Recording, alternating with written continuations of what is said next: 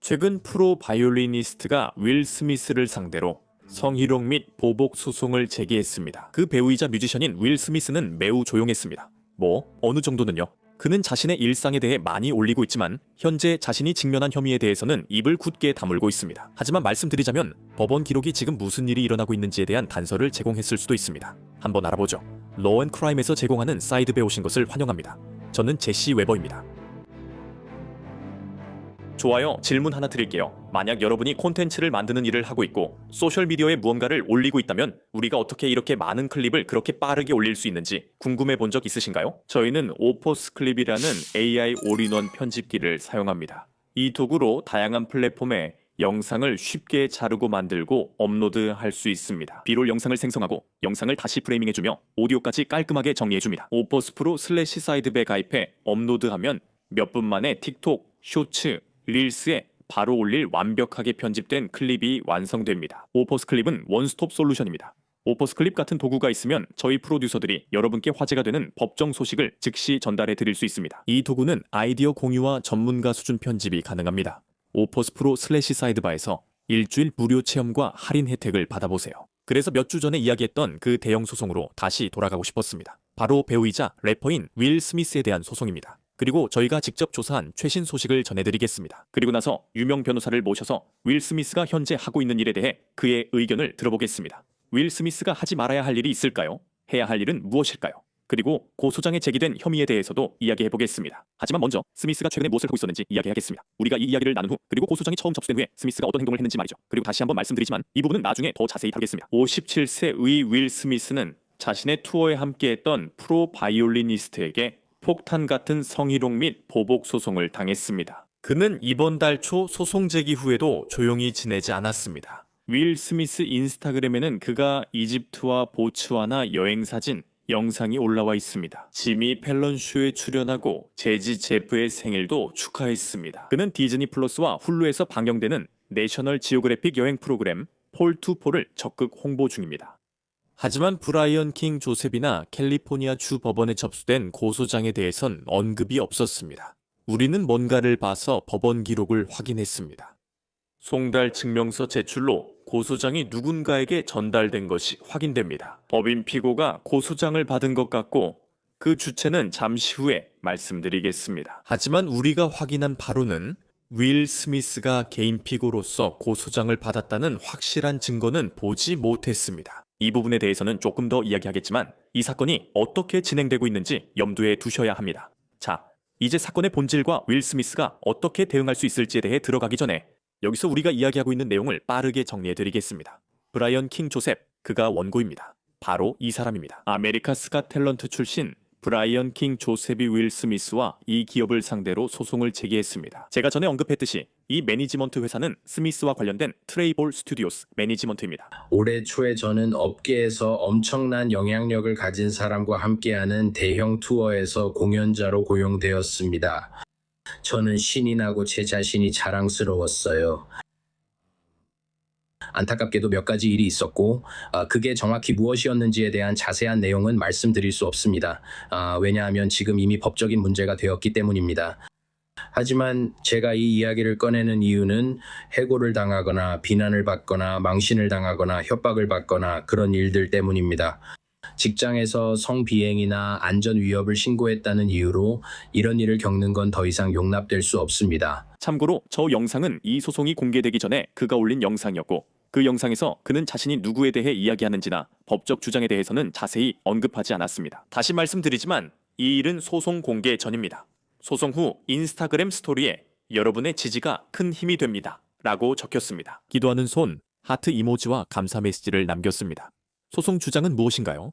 조셉은 2024년 10일 월경 스미스 측으로부터 녹음 기회 소개를 위해 배우집에 오라는 연락을 받았다고 주장합니다.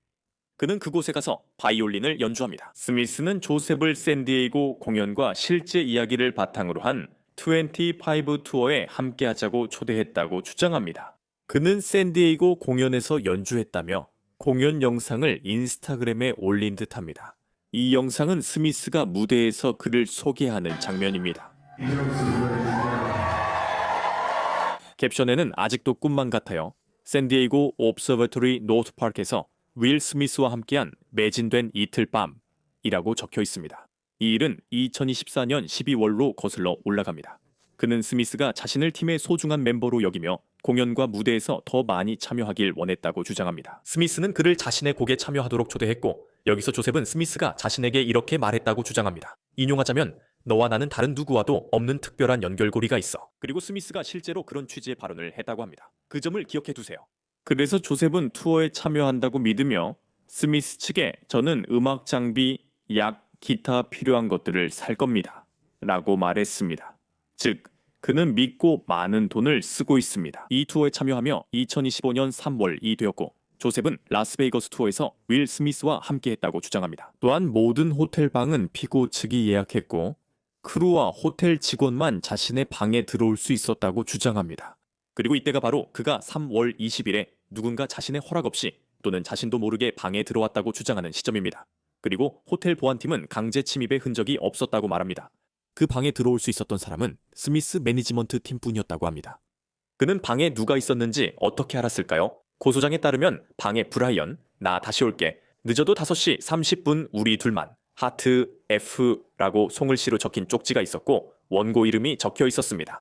남아있던 소지품은 물티슈, 맥주병, 빨간 배낭, 타인 이름의 인간 면역 결핍 바이러스, 약병, 귀걸이, 누군가의 병원 퇴원 서류 등이었습니다. 원고가 모르는 사이에 원고는 정체불명의 누군가가 곧 자신의 방으로 돌아와 자신과 성행위를 할 것이라는 두려움을 느꼈습니다. 조셉은 즉시 보안팀과 스미스 대표에게 상황을 알렸다고 주장합니다.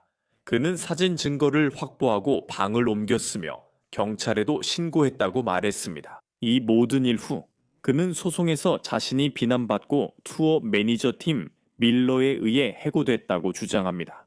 그리고 이렇게 말합니다. 원고가 이유를 묻자 팀 밀러는 피고 대신 원고에게 해고 책임을 돌렸습니다. 팀 밀러는 이렇게 말했습니다. 나도 모르겠어. 네가 말해봐. 모두가 내게 일어난 일이 거짓말이라고 해.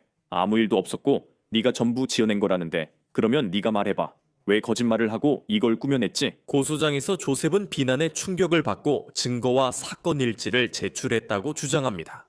하지만 피고는 안전 문제를 확인하려는 노력조차 하지 않았다고 합니다. 호텔 보안팀에 전화만 했어도 됐을 텐데요. 대신 피고는 원고가 성폭행 시도를 신고했다는 이유로 해고하려는 의도가 있었다고 합니다. 밀러는 직접 만나거나 이메일로 투어가 다른 방향으로 가고 있다며 이것이 원고 해고 사유 중 하나였다고 밝혔습니다. 하지만 원고의 신고와 해고 후 피고는 투어에 다른 바이올리니스트를 고용했습니다. 이 채용은 피고가 해고 사유로 내세운 것이 구실에 불과하다는 점을 강하게 시사했습니다. 그리고 이어서 고소장에는 원고가 추가적으로 정보와 신념에 근거해 주장한다고 적혀 있습니다. 피고의 행위는 단순히 직원의 안전을 보호하지 못했거나 청구에 대한 분쟁을 넘어서고 있습니다. 사실들은 피고 윌라드 캐럴 스미스 아이세가 조셉 씨를 성적 착취 목적으로 의도적으로 준비시키고 있었음을 강하게 시사합니다. 사건 전개, 스미스의 이전 발언, 호텔 침입 정황 모두 단순한 사건이 아닌 포식적 행동 패턴을 보여줍니다. 피고의 행동은 원고에게 정신적 고통, 경제적 손실, 명예훼손 등 손해를 초래했습니다. 원고는 직장 상실 스트레스로 건강이 악화되고 심각한 생리적 손상을 입었습니다. 원고는 해고로 인해 외상 후 스트레스 장애와 기타 정신질환을 겪었으며 여러 가지 청구와 소송 사유로 소송을 제기하고 있습니다. 여기 있습니다. 캘리포니아 법에 따른 보복, 노동법에 따른 보복, 보복성 해고, 그리고 공공정책 위반입니다. 기본적으로 여기서는 성희롱이나 직장 내 안전 문제를 신고했다는 이유로 해고당하는 경우 이것이 보호받는 행위라는 것입니다. 또한 배임법 위반 청구도 있습니다. 이것은 헌법이나 캘리포니아 법에 따른 권리가 침해되었다고 믿을 경우 소송을 제기할 수 있는 권리입니다. 피고들은 원고를 해고한 뒤 단지 방향을 바꾼 것뿐이라 거짓말하며 원고를 위협 협박 강요하고 그를 대체했다고 주장됩니다. 랄프법 위반이라는 주장도 있습니다. 이 법은 성별이나 성적 지향으로 인한 폭력과 위협으로부터 사람을 보호합니다. 여기서 주장하는 건 그의 방 침입이 성적 폭력이나 위협, 협박이었다는 점입니다. 남겨진 물건의 개인적 성격, 원고에게 남긴 쪽지, 스미스의 너와 나는 특별한 인연이 있어 등 이전 발언을 인용하세요. 원고가 불법 침입 등 행위의 동기가 자신의 성별이나 성적 지향 때문이라고 믿은 근거를 제시하세요. 또한 캘리포니아 공정고용 및 주택법 위반에 따른 성희롱 청구도 있습니다. 이 법은 직원들을 괴롭힘이나 차별로부터 보호합니다. 이어 정부 법령에 따르면 고용주나 다른 사람이 성별을 이유로 직원을 괴롭히는 것은 불법이라고 명시되어 있습니다. 또한 고용주는 직원 괴롭힘에 대해 비직원 행위까지 책임질 수 있다고 명시되어 있습니다. 조셉은 피고들에게 고용되어 캘리포니아에서 투어 준비를 했으므로 캘리포니아 법 위반은 해당 관할권에 적용된다고 주장합니다. 그가 투어나 근무 중일 때 누군가 그의 방에 침입했다고 합니다. 그리고 성행위를 하자는 의도가 담긴 쪽지가 남겨졌다고 합니다. 그 쪽지는 그의 호텔 방에 남겨졌는데 그 방은 그의 고용주인 피고들이 배정하고 준비한 방이었습니다. 그리고 조셉이 그 사실을 보고한 후에도 그들은 아무런 조치를 취하지 않았고 오히려 그 일로 인해 조셉은 해고당했습니다. 그래서 고소장 전체에서 조셉은 자신이 겪은 피해와 손해에 대해 이야기합니다. 저도 그 부분을 살펴봤습니다. 이 문제에 대해 임난 안사리 변호사를 모시기 전 저희는 이전 에피소드에서 브라이언 조셉의 변호사 조나단 델샤드와 직접 이야기했습니다. 제가 연결 설명을 요청했을 때 조나단 델샤드 씨의 답변 일부를 들려드리겠습니다. 다시 윌 스미스 이야기로 돌아가겠습니다. 제가 너무 앞서 나가고 싶지는 않습니다. 왜냐하면 아직 증거 개시 절차를 진행하지 않았고 어떤 사실이 드러날지 모르기 때문입니다. 하지만 다시 말씀드리지만 여기서 제기된 혐의들입니다. 지금까지 우리 소장에서 주요하게 제기된 혐의는 성희롱을 신고한 것에 대한 일종의 보복이라는 점이라고 생각합니다. 그래서 그게 이 논점의 핵심입니다. 다시 말씀드리지만 쪽지에 적혀 있었다고 주장되는 내용입니다. 제가 말할 모든 것은 주장된 내용입니다. 왜냐하면 이 모든 것이 물론 고소장과 신뢰할 정보에 근거했습니다. 지금 말씀하신 게 핵심 질문입니다. 우리가 그와 연결될 수 있느냐 또는 두 번째 선택지가 있다고 봅니다. 그건 성희롱에 관한 내용이고 신고는 윌 스미스에게 전달됐습니다. 즉 투어 매니저인 그의 오른팔에게 보고된 것입니다. 그게 팀 밀러인가요? 맞나요? 알겠습니다. 맞아요. 그래요. 그래서 그게 바로 알다시피 그거예요. 당신이 그 부분, 그러니까 신고에 대한 보복에 대해 묻는 게 아니라는 걸로 생각해요. 당신이 묻고 싶은 건 그게 거기 있다는 걸 알았냐? 인 것 같아요. 그리고 그 다음 질문은 왜 그는 신고에 대해 보복하고 있는가가 되는 거죠. 그리고 그게 여기서 가장 중요한 질문입니다. 잠깐 윌 스미스 얘기로 돌아가고 싶은데 제가 틀렸다면 정정해 주세요. 하지만 고소장에 언급된 한 가지 발언이 있었고 이것은 전반적인 성희롱 주장입니다.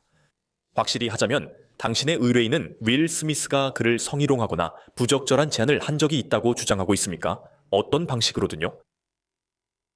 그것이 현재 저희 고소장에서 주장하고 있는 내용은 아니라고 생각합니다. 맞아요.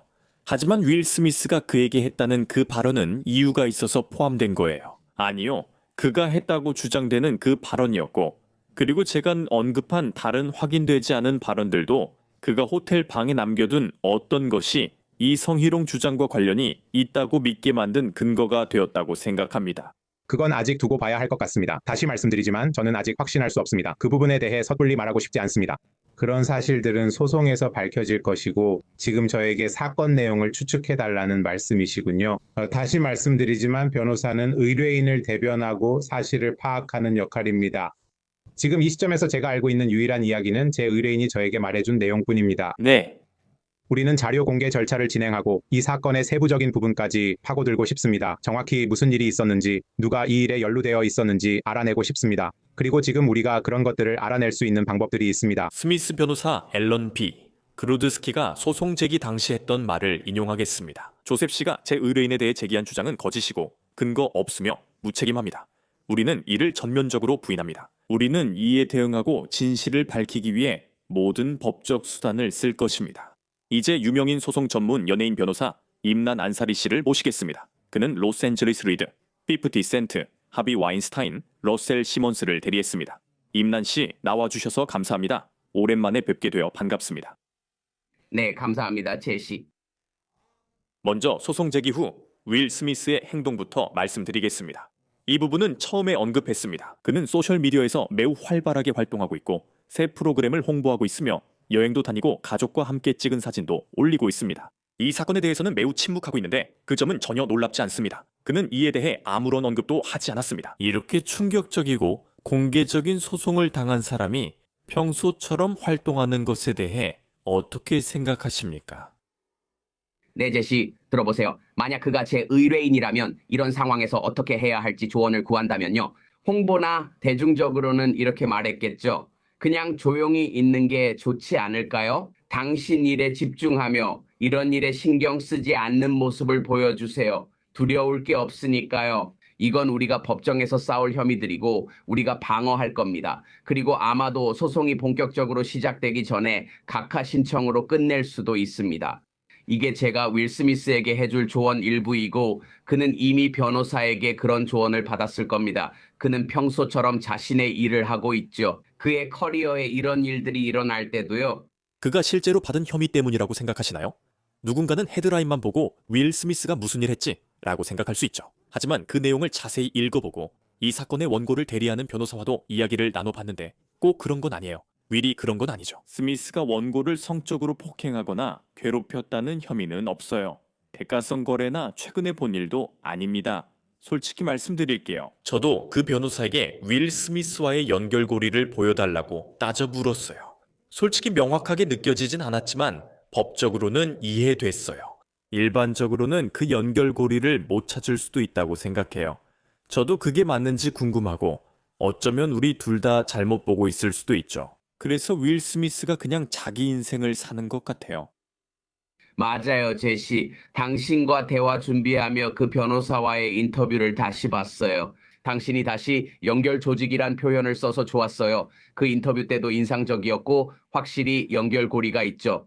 그래서 그들은 고소장에 윌 스미스를 넣었어요. 그게 충격 효과를 줄 거예요. 그게 알다시피 고소장과 관련된 홍보에서 내세울 수 있는 무언가가 될 거예요. 하지만 결국 법정에서 윌 스미스가 실제로 잘못한 일이 있다는 걸 증명할 수 있을까요? 그리고 중요한 건 제시, 그 연결고리인데 윌 스미스와 그가 저질렀다고 주장되는 행동을 연결할 수 있을까요?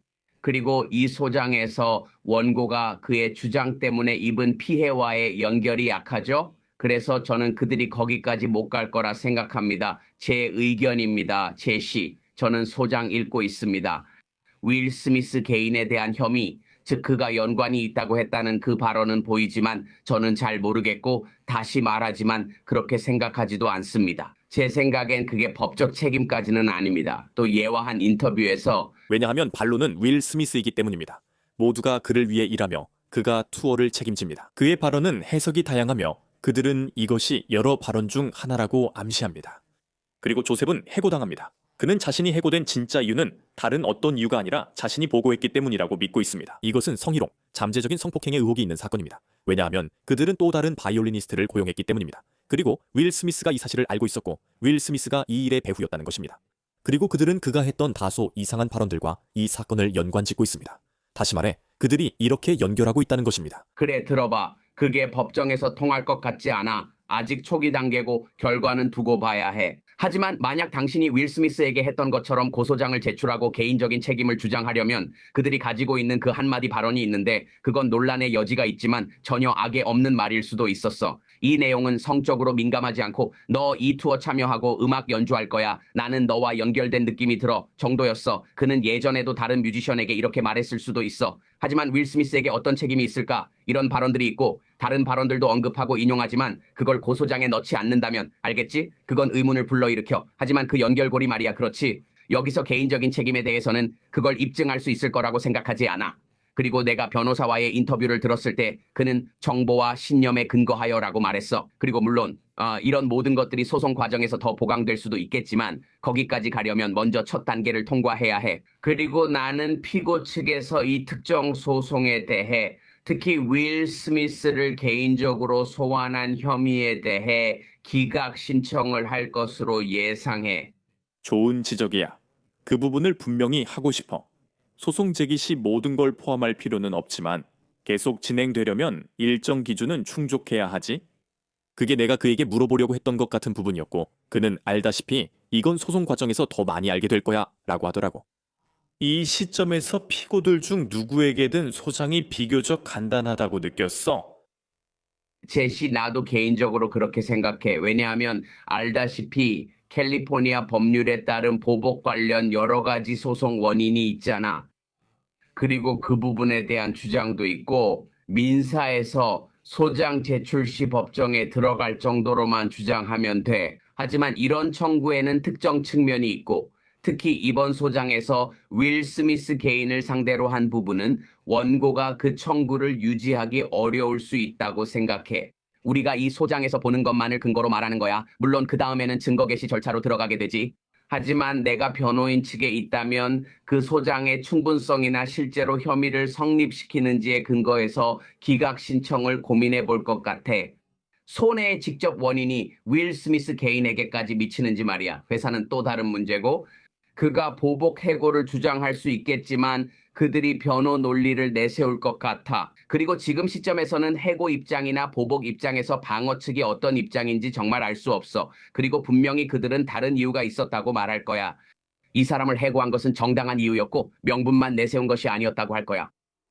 그가 증명할 수 있다면 자기 방에서 쪽지를 찾을 수 있고 그 쪽지엔 모든 내용이 적혀 있어. 그는 그 일을 하지 않았고 방에 있던 사람도 모르는 사람이었으며 단지 방에 들어갔을 뿐이야. 만약 그가 그걸 증명할 수 있다면, 쪽지가 있다면, 감시 카메라 영상이 있다면, 호텔 보안이나 경찰에 신고한 기록이 있다면 말이야. 그가 그걸 증명하면 모든 게 얼마나 달라질까요?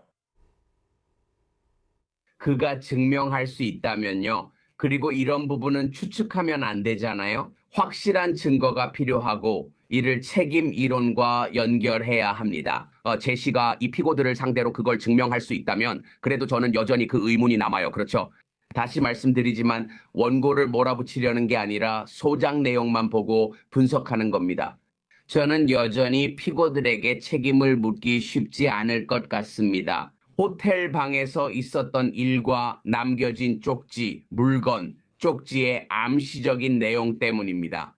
하지만 피고들이 이런 일이 일어날 걸 알았어야 했을까요? 그들이 호텔 방을 지켜야 할 의무가 있었고 이 일과 어떤 관련이 있나요? 누군가 호텔 방에서 그런 일을 했다고 가정해 봅시다. 그와 이 사건 피고들 사이에 어떤 관련이 있을까요? 아마 그들이 그것을 입증하고 증거를 제시할 수 있을지도 모르겠지만 고소장만 봤을 때는 아직 그 연결고리가 보이지 않습니다. 뭔가 이어져야 할 선이 있는데 그게 보이지 않아요. 그가 이 사실을 신고했다는 이유로 해고하는 것이 불법인가요? 합법인가요? 그들은 그렇게 주장할 수도 있습니다. 네, 우리는 다른 사람을 선택했어요. 그러니까 그가 의존하고 있는 건 그러니까 그의 말에 따르면 다른 바이올리니스트를 고용했다는 사실인 것 같아요. 저는 궁금해요. 만약 그가 내가 해고당했다는 걸 증명할 수 있고 제가 신고하자마자 바로 해고당했다면요. 상황을 종합해보면 그 부분에 대해 저에게 말씀해 주세요. 네, 만약 그가 보복성 해고가 있었다는 걸 증명할 수 있다면 그가 이런 의혹을 제기했고 자신이 안전하지 않다고 느꼈으며 여기서 어떤 형태로든 성희롱이 존재했다고 느꼈고 그 불만 제기가 해고의 근거가 되었다는 걸 입증할 수 있다면 말이죠. 그가 모든 점을 연결해 피고들과 연관 지으면 보복 소송을 제기할 수 있지 않습니까? 그리고 이 고소장을 보면 그리고 변호사를 인터뷰했을 때 맞죠? 그는 사실 이게 윌 스미스에 대한 성희롱 고소 자체는 아니라고 시사했어요. 맞죠? 그리고 그 점이 중요하다는 것도 언급했죠. 이 사건의 핵심, 본질은 사실상 보복성 해고 소송입니다.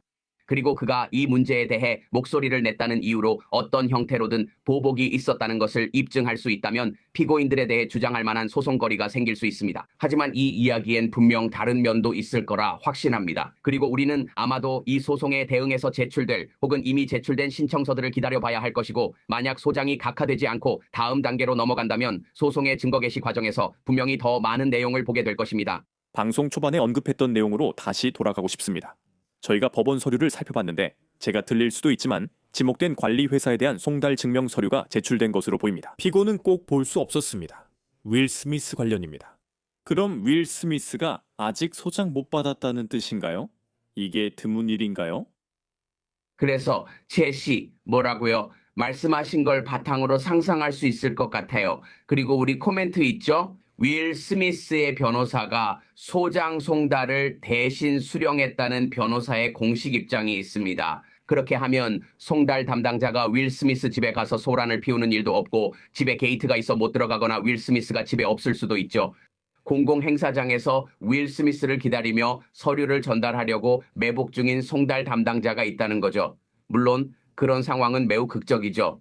그리고 보통 유명 인사나 셀럽이 의뢰인일 때는 언젠가는 결국 상대방이 당신의 의뢰인에게 소장을 전달할 수 있다는 걸 알게 되죠. 소장을 가지고 상대방에게 연락해서 이렇게 말하죠. 제가 제 의뢰인을 대신해서 송달을 수락하겠습니다. 굳이 공개적으로 송달하거나 문제를 만들거나 레드카펫에서 기습할 필요 없습니다. 소장을 받고 송달을 수락하겠다고 했고 답변 기간에 대해 논의하자고 했어요. 여기서도 비슷하게 법인에 송달했을 것 같아요. 하지만 윌 스미스, 그의 변호사가 다시 한번 제 추측이지만 아마도 원고 측 변호사에게 연락해서 제가 송달을 받겠습니다. 이제 답변할 시간입니다. 라고 했을 겁니다.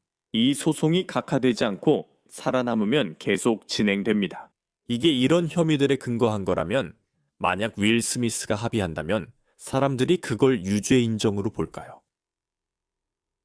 그건 정말 까다로운 문제예요, 제시. 이런 사건이 공인이나 유명인, 대중의 시선을 받는 사람과 관련되어 있을 때는 항상 그렇죠. 사건을 합의로 마무리하면 합의를 결정할 경우 대중은 종종 그걸 일종의 책임 인정으로 보기도 해요. 민사와 형사의 차이를 모르는 사람들은 유죄니까 합의한 거야 라고 해요. 그런데 제시, 항상 그런 건 아니죠?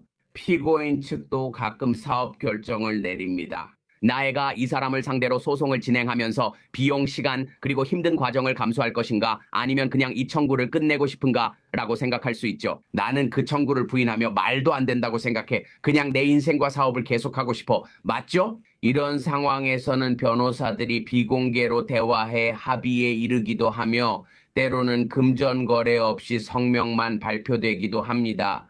하지만 합의를 하는 사람이 항상 잘못이 있거나 잘못을 인정한다고 그냥 단정할 수는 없습니다. 특히 유명인이나 공인에게는 이런 일이 자주 있기 때문입니다. 이들은 이 사람이 제기하는 주장뿐만 아니라 심지어 자신의 삶의 다른 영역까지 소송과 증거 게시로 들여다보는 것을 원하지 않기 때문입니다. 그들은 사건만 해결하길 더 원합니다. 힘론? 미안해요. 이게 어떻게 진행되는지 지켜봅시다. 이 사건이 앞으로 어떻게 될지 대화 계속 나누고 싶어요. 시간 내줘서 정말 고마워요. 너무 멀어지지 말아요. 너무 바빠서 이제 사이드배 잘 안 나오잖아요. 정말 싫어요. 좋지 않아요. 좋지 않아요. 우리 다 잊어버렸죠, 임난. 알려줘요. 난 항상 당신을 위해 시간 낼게요. 그리고 지금까지 사이드바에서 여러분께 전해드릴 소식은 여기까지입니다. 모두들 함께 해주셔서 정말 감사하고 항상 그렇듯 유튜브, 애플 팟캐스트, 스포티파이 그리고 여러분이 팟캐스트를 듣는 모든 곳에서 구독해주세요. 참고로 MBC의 피콕에서도 저희를 팔로우하실 수 있습니다. 거기에도 사이드바 에피소드가 있어요. 저를 팔로우하고 싶으시다면 인스타그램에서 제 뉴스네이션 쇼, 제 시웨버 라이브를 팔로우하실 수 있습니다. 다음에 또 만나요, 여러분.